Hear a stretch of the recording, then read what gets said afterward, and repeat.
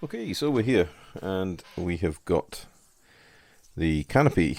Now, I mistakenly thought that the Canopy had interior and exterior masks. It doesn't. So, it is just the exterior mask we've got.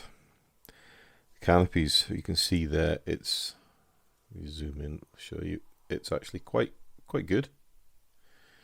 So, there's the Canopy. So there's not too much distortion, and the fit, zoom out just a little touch, there we go, the fit is pretty good, fits nicely, not too much gaps, so with a bit of care and attention we should be able to get this down quite well. But, and here's the but, we do need to get in the throttle quadrant, and then there is a resin piece here with the rear part of the throttle quadrant. So this piece obviously glues in first. We can use a little touch of Tamiya extra thin. If I can find it, and what I'll do is I'll use the quick set.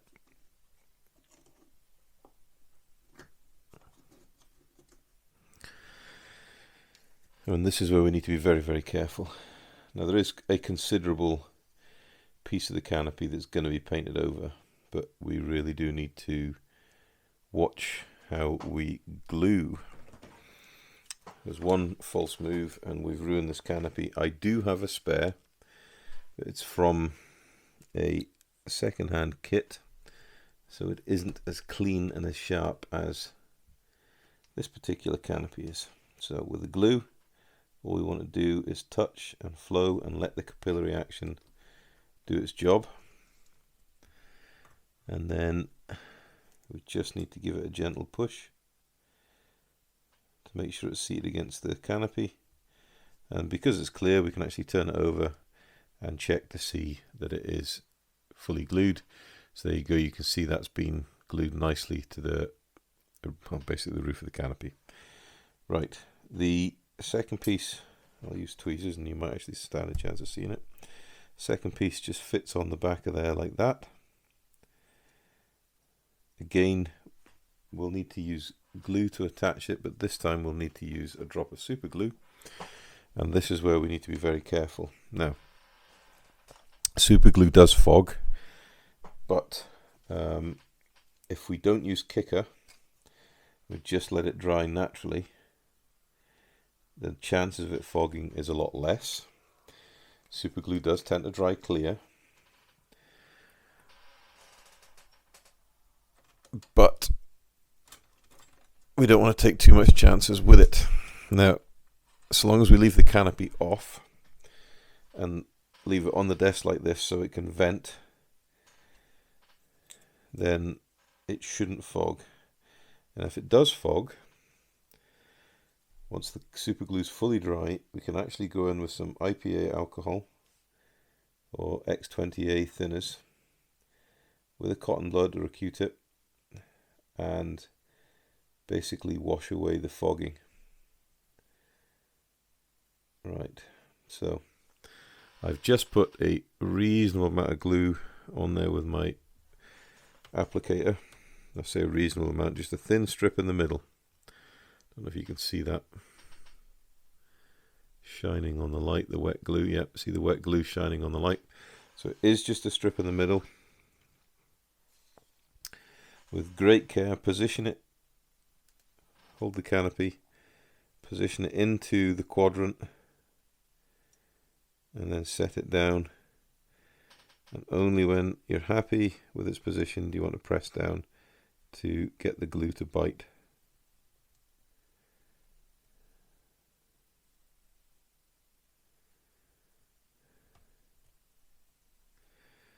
Make sure it's square. Everything looks lined up. And this is actually not wanting to bond just too well. It's quite a loose fit. What we can do is we can come back in, just clean off the loop up. There we go. And actually come back in with a bit more glue. Now we've got it in place, and then just touch it in. And super glue does have its own capillary action. It doesn't wick as quickly as extra thin, but it does wick away underneath stuff. So just gently, pair of tweezers, push down. Yeah, it's proven to be pretty stubborn. You can see there it has been trying to glue. A lot of that glue has not touched the glass. There is a slight curve to that glass, and I wonder if this part is too flat. So what I can do is we can get a sanding stick, and then we can just round off this top here.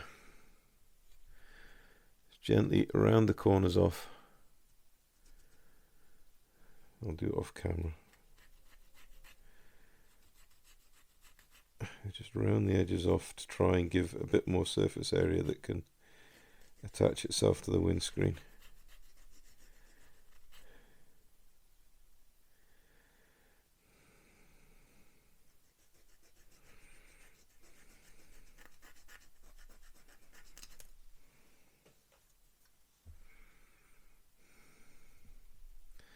The other thing this will do will be keying up the part.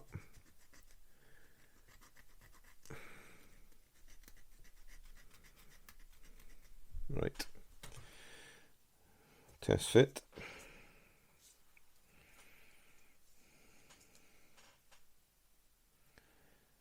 Right. We'll get some glue on it. Hold the canopy so it doesn't move. In, push down. That feels better already. Pop it over. There we go. Right. You should be able to see there that that's got plenty of adhesion to the canopy. Reasonably square. Happy enough for that. Now what I will do is just here, where the resin joins the plastic, I'll just run a little bit of super glue in there just to give it a little bit more of a bond, and then we'll be quite happy with that.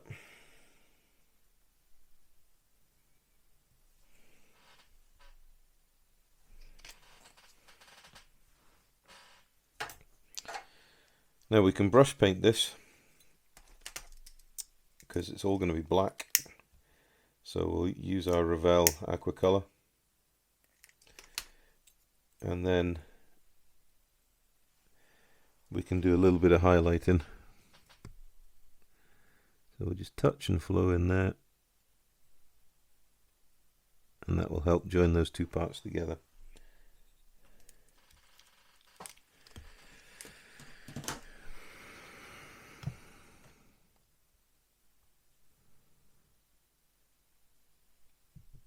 Okay, right, so that's the throttle sorted out. Let's just set the super glue out of the way.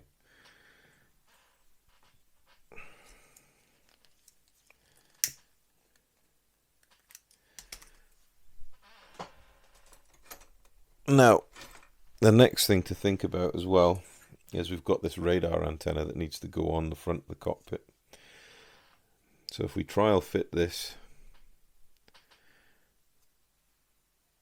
you can actually see there in the middle, you can see where I dropped a little spot of super glue and wiped it off. Thankfully that piece is going to be painted, so all that's going to be covered up. But that's also going to be covered up by this fellow here. So this canopy has to go on first before I can attach the radar antenna that sits on actually sits half and half on the canopy and on the fuselage. So that will sit on there too. But we'll get that on after. Right. So I am going to find the other front canopy, and then we'll start looking at getting the masks put on. So back in a moment.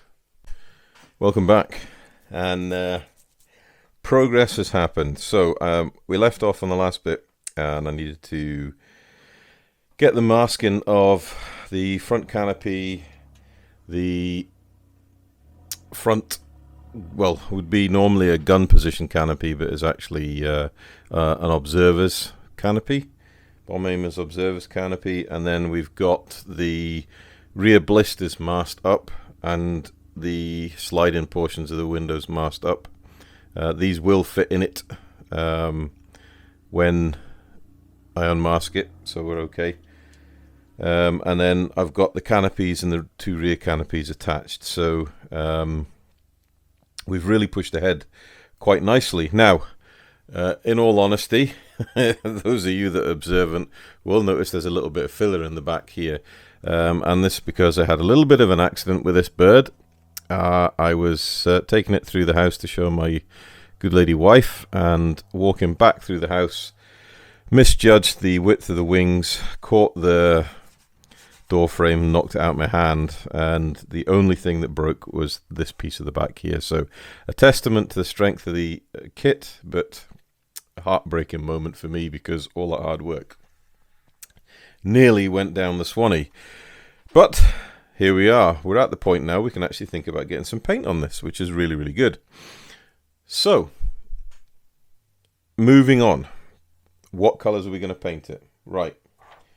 We are going to paint it, prime it in XF63 German grey, a nice dark grey colour. It's going to be XF2 underside white, and then for the upper surfaces we've got dark sea grey, so that is XF77, which is IJN grey, but it's quite a close match to the dark sea grey, which is really nice, and I can use the German grey to vary the shade a little bit. And for the slate grey we're using XF65 field grey, which I think is quite a close match to slate grey, which is good. So the last job I need to do before we paint is I need just to give the upper surfaces a bit of a wipe over, and here a wipe over with alcohol, just to clear off any residue from sanding and from using cellulose thinners, and Mr. Surfacer, some of the joints, and I had to use a little bit around the canopy edge just to fill it in a little bit. And obviously I've used Mr. Surfacer up here to take up the self-imposed hardship when I dropped this thing. And it was a heart-stopping moment, I have to say, because I don't know about you guys, but I'm really, really liking this as a model kit. Size-wise, you can see it. I've got huge, big man hands, and that is a big model. So it's overspilling the A3 cutting mat widthways with the wings, and it's not far off it lengthways with the fuselage. So it is a huge, huge model. And it's going to take quite a bit, A, of paint, and B, of weathering, but that's all the fun of it. So I am going to finish cleaning this down, and then we will come back and we'll start the paint process. So we'll see you in the next one. Right, welcome back, we're ready to paint. I just took a moment to mask up the engine nacelles. So first paint job we are needing to do is XF71 interior green, and that is to paint both the canopy. We also need to paint the rear blisters and the sliding blisters. So get my trusty old brush and always give it a stir to get the pigment agitated up through the carrier medium.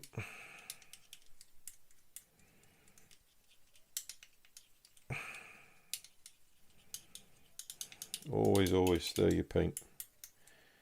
If you're lucky enough to have a paint shaker, all well and good, but still stir your paint before you go to the paint shaker, just to make sure it's mixed properly. And not only is it needing to be mixed properly, it's also about getting the pigment equally distributed, and you're going to get a proper color, rather than having a blotchy color, or you know, something's off, or just generally it doesn't look right. So for the first spray job we're using, it's going to be my Galeri Mobius 0.2.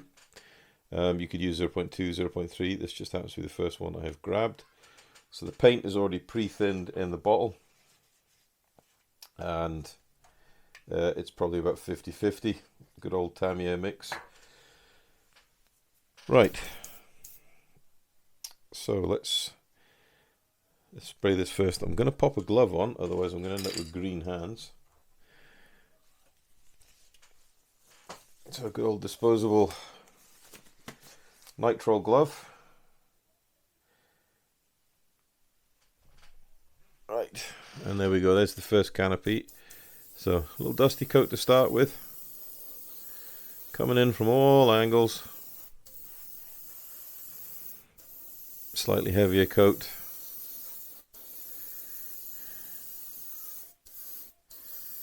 And then solid colour to finish. And when we get the grey on the top of that, it's really going to look nice and solid. Same for the canopy pieces here.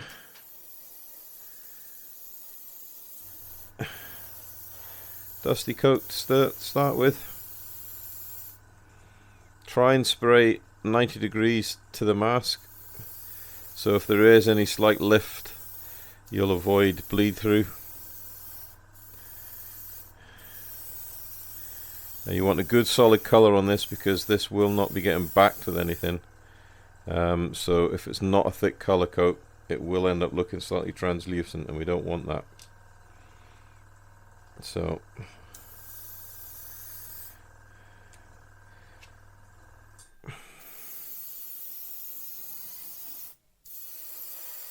now these Galeri airbrushes, they absolutely love Tamiya paint. I've had no problem with them at all. Now I've been using these airbrushes since the beginning of the year. I have set my other airbrushes aside. That was something I said I would do for Galeri, and I use nothing but their product all year. And so far it hasn't let me down. And to be fair, apart from my clumsiness, the paint finishes I've been getting with Galeri have been equal to, if not better, than some of my usual airbrushes. Right, this is a good chance now, before we get too involved with the build, if we spray a little bit of green here on the centre of the spine, we can check our repair work, or my repair work, and I'm quite happy with that. So again, we're coming in here,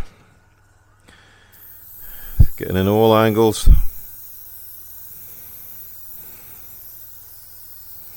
Nice light dusty coat. It's really nice to start seeing paint going on this model. Really is. We've been working on this for a few weeks, and yeah, you get to the stage in a model build when you wonder if you're ever going to get paint on it.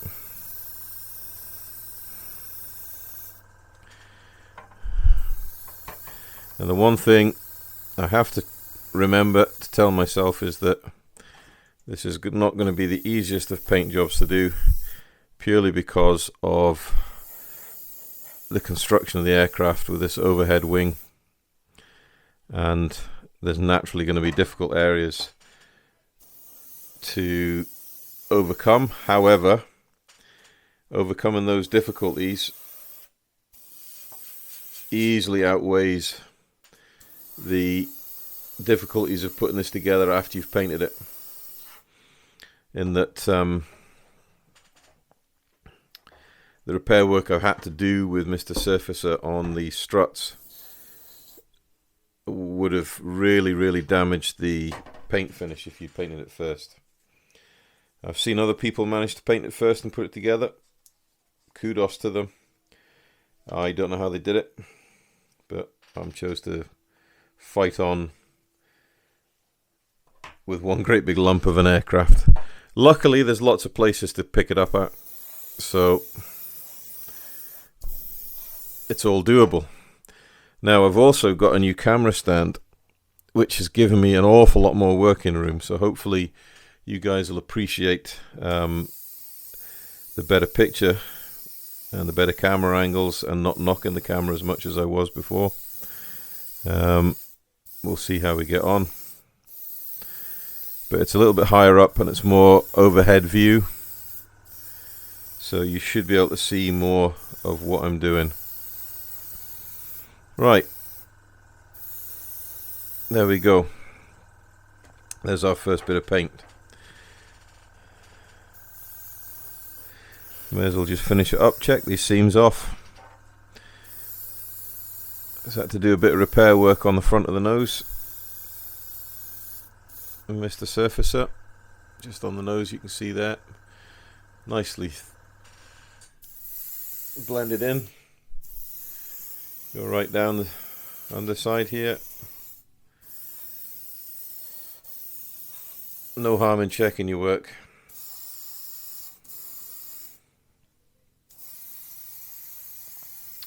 And the Mr. Surfacer trick with cellulose thinners really has worked well.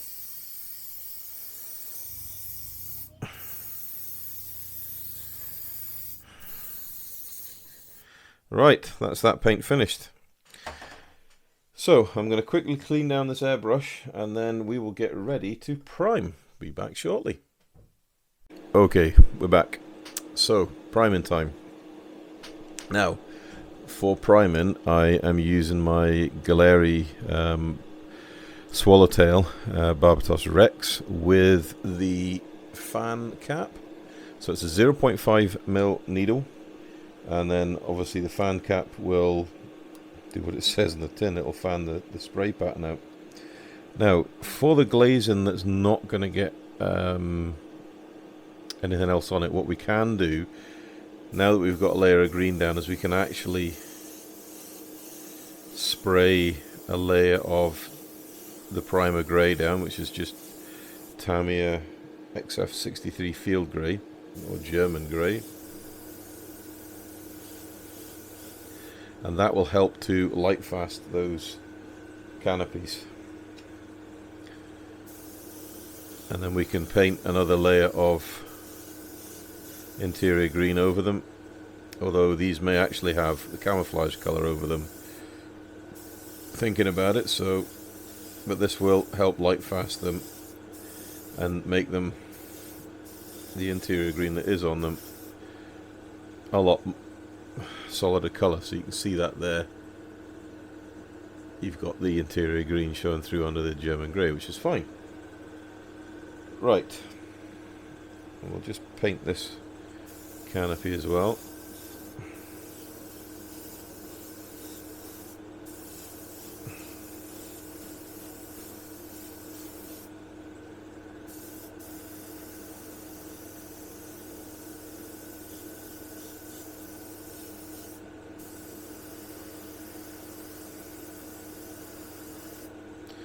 Now, the one thing about this particular airbrush is what I would call it as air hungry. Now, when I say air hungry, it just means you need a compressor that can put a lot of cubic feet per inch, CFM, cubic feet per minute of air volume out, purely because you've got the 0.5mm nozzle there, but you've also got these two extra nozzles that are making the fan to change it from a circular cone to an elongated fan pattern. so it does take a lot more air to charge this brush. Right, let's go for the underside first, because it's just going to be difficult. Really, there's no easy way of starting to paint this, but the fan cap does make it easier in that you're covering a wider area.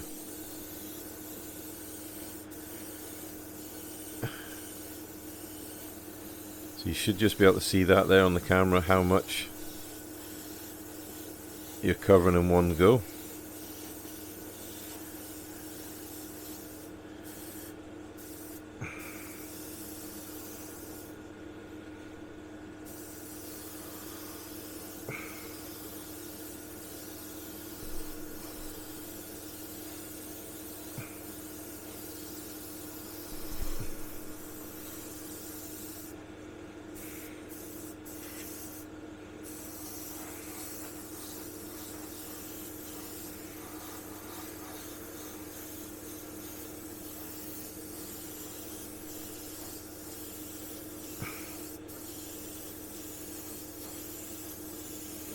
Now hopefully you can see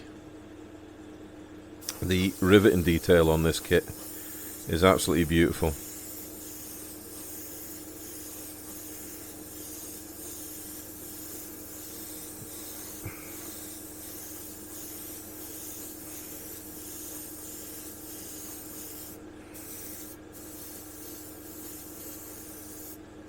You need to move the angles just so it can come in at all angles to get this photo etch primed.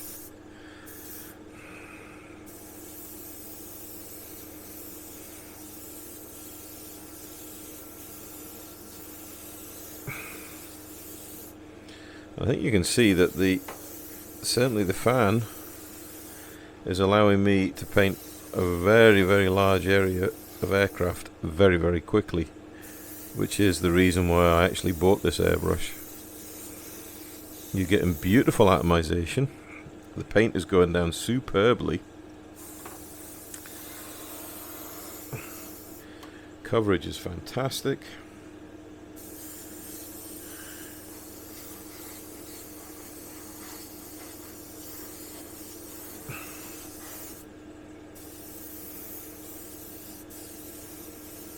Really just what we're wanting. I think you can see there just how well that primer finish has gone down.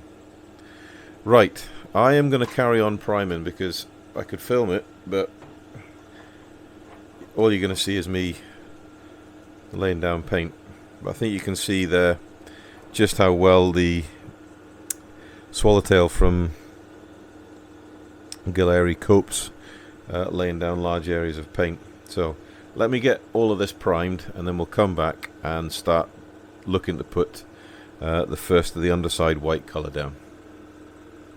So there we go, we're back and we're fully primed. So that's Tamiya XF63, and we've probably used the worth of one of these pots anyway, or 1.5 when you consider how much you can thin them down. The Galleri Swallowtail Edition airbrush with the fan cap and the 0.5 needle nozzle assembly. I have to say, very, very impressed. The spray fan worked beautifully. Really did manage to cover the large area very quickly, and the paint finish is really nice. And I think you can see, if I just tilt this in the light, I can always zoom in a little bit. Let's zoom in and we can have a look. The surface detail is absolutely beautiful. You can see all the riveting, panel lines and the whole lot. So really, really happy how this has come out. So the next job then, once this is cured off overnight, is to think about the underside camouflage color first. Well, camouflage color, it's insignia white. So that's going to be Tamiya's XF2, taken off white hue with buff, just to give it, it helps it a little bit. Straight white can be pretty stark, so if I put a little bit of buff in it, then it'll just take down the sort of saturation of the white and make it easier to get some more tonal variation. We can always come back in with neat white over it to put in areas of touch-ups and such like that. Bearing in mind these things were in the water all the time, so anti-corrosion work would have been quite high on the priority list for the service engineers for these aircraft. Anyway, underside white, so it's all the underside of the wings, the underside of the fuselage, it is the underside of the horizontal tail planes, plus the whole tail surface is white, and half of the, well, the underside half of the wing floats. So this piece here and the underside half of the wing floats is white as well for when they're retracted. So it's quite a lot of white to paint. And then we need to let that cure. Then we need to mask up the demarcation line, because it is quite a hard demarcation line between the undersurface white and the upper surface camouflage. And the upper surfaces are painted dark sea grey and slate grey.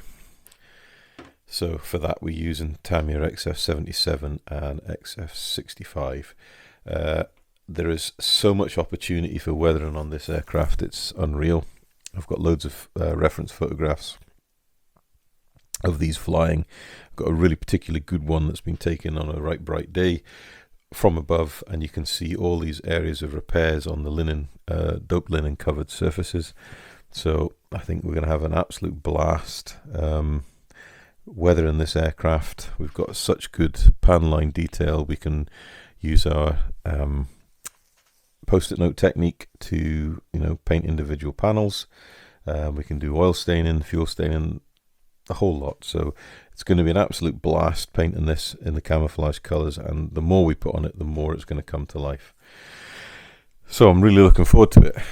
So the next episode will be focusing on the underside white, and then after that we'll be looking at the camouflage colors, and last thing to do will be to do the de-icing boots on the leading edge of the tail, wings and horizontal stabilizers. So quite a lot of work to do, but we're moving on forward, and that's really good. So if you've got any questions, comments, or anything you want me to answer or look at in a bit more detail, pop it down below.